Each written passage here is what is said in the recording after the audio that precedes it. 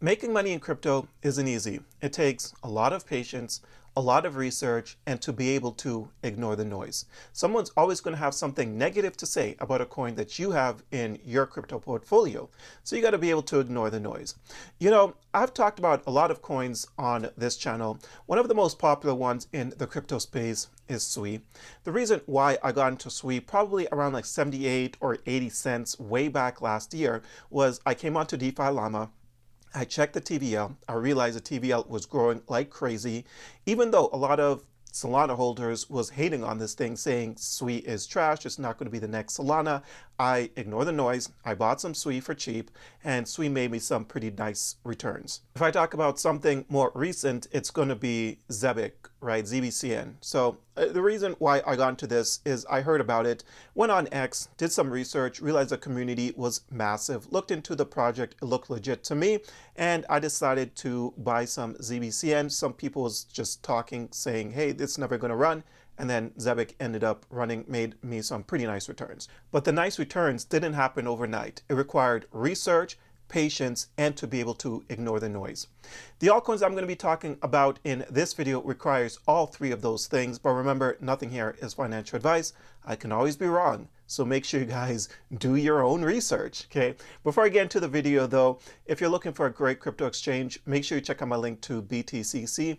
You get 10% bonus on first time deposits, extra bonuses up to $10,000. No VPN, no KYC. If you're someone that trades using leverage, you get to use up to 500x leverage. The link will be in my description down below. Also, don't forget to hit the like and subscribe button if you do enjoy today's content. But getting into things immediately now, if we check out the crypto bubbles, we can see that we're experiencing another green day. So this is day, I believe, 3 or 4 of just straight back-to-back green days, which I absolutely love to see in the market, man. It's about time. Bitcoin is going up. Ethereum seems to be a bit on the move as well. Take a look at this. Ethereum is sitting pretty much at resistance area. We'll see if things actually continues to make up, but I'm liking what I'm seeing. It's kind of like a bullet flag a little bit right now. I spoke about this bull flag on the Ethereum maybe like a week and a half ago, and then Ethereum kind of came down a little bit, but it's still in this sort of bullish flag, right? So Ethereum's doing its thing, and everyone's obviously paying very close attention to Ethereum.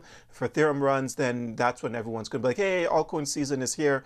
This is a completely different cycle. I mean, you got to be in the right place. There's just way too many coins. If you're in the wrong place, yes, altcoin season could be here, but the coins that you hold in your portfolio, it's probably not even going to budge whatsoever.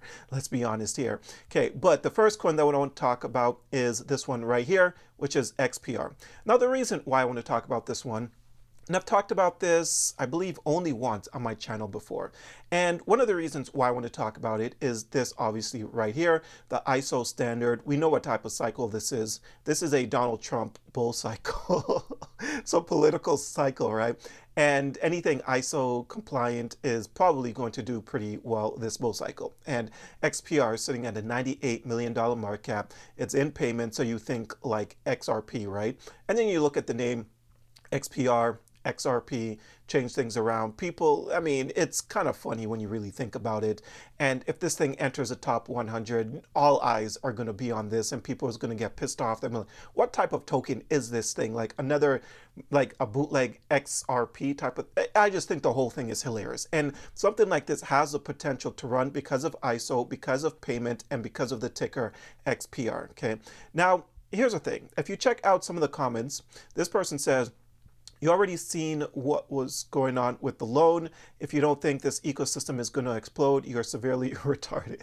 And I don't feel bad about what happens next. Okay. And what they're talking about is this one here. So loan. This thing has gone on a pretty sizable run. If you did get this thing in March, you could have gotten it at a $4.6 million market cap.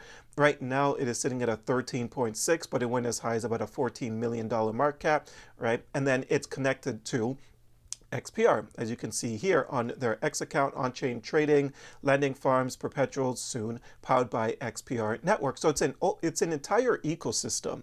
And I do think that something like this has the potential to make people some pretty decent returns. Of course, this whole thing is speculative, but the entire market is speculative. All we can do here is try our best to try to figure out where people could potentially put their money next, all right? But if we come and we check out the charts for XPR, it's been trading sideways this for a long period of time, since like March, right? It hasn't really been doing anything. It's currently still in its second leg up. Its first leg was the beginning of December 2024, and right now we're in its second leg. It's just trading sideways, not making people much money. Loan, though, which I showed you, has been making people some pretty nice returns, but XPR itself hasn't really been doing all that much. But I do think that once the momentum starts to grow, this thing is just going to continue to just go up and really take off. That's what I think. Of course, like I said earlier, I can be wrong. Make sure you guys do on research. But the ticker here is XPR. Now, the next one here is going to be TABOT. I've talked about this once before, but again, if you're bullish on Potenza Tau, how can you not be bullish on something like TABOT that's sitting at a market cap of 39.95 million? Like, the market cap is low enough where people can make some serious life-changing returns. Yes, Potenza Tau hasn't really been doing all that much over the past year or so. Like, people aren't making crazy amounts of money right now, but there is a date where people need to be paying very close attention to, and that is January 27th, 2026, the next halving. Right, so you have to pay attention to that date. Around this date, we could potentially see Potenza Tau start to really explode. And if that does happen, then you can expect something like TABOT to really make people some very nice returns.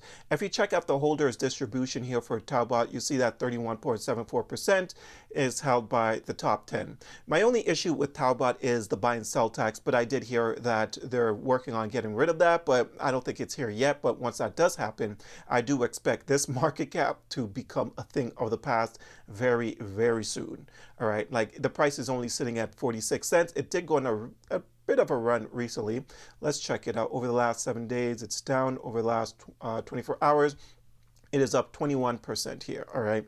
Now, if we check out the charts for TABOT, let's see here. So it bottomed out recently at 34 cents. Let's put on this indicator and see what we're seeing.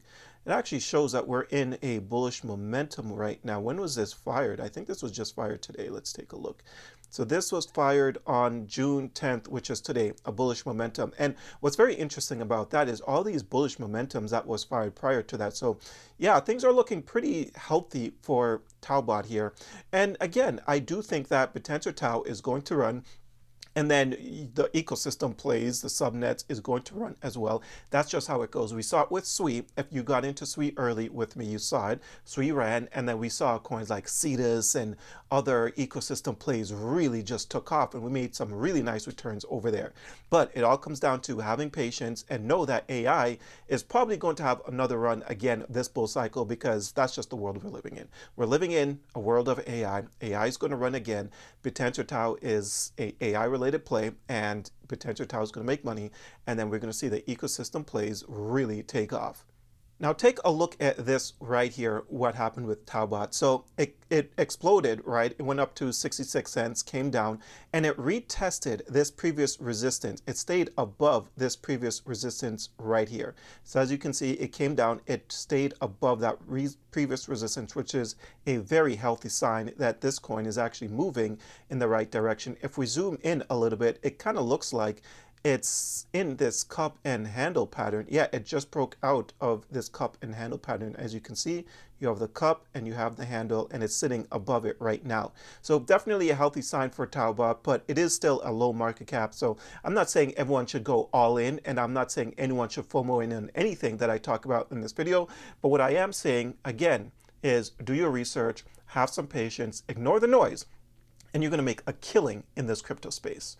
But that's all I have for you guys. I hope you enjoyed this video. If you did, don't forget to hit the like and subscribe button. Check out a few of the links that I have down below, including my Patreon and a link to Trade Assist, which lets you know when's a good time to buy and sell crypto and when there's a bullish and bearish momentum happening in any particular coin.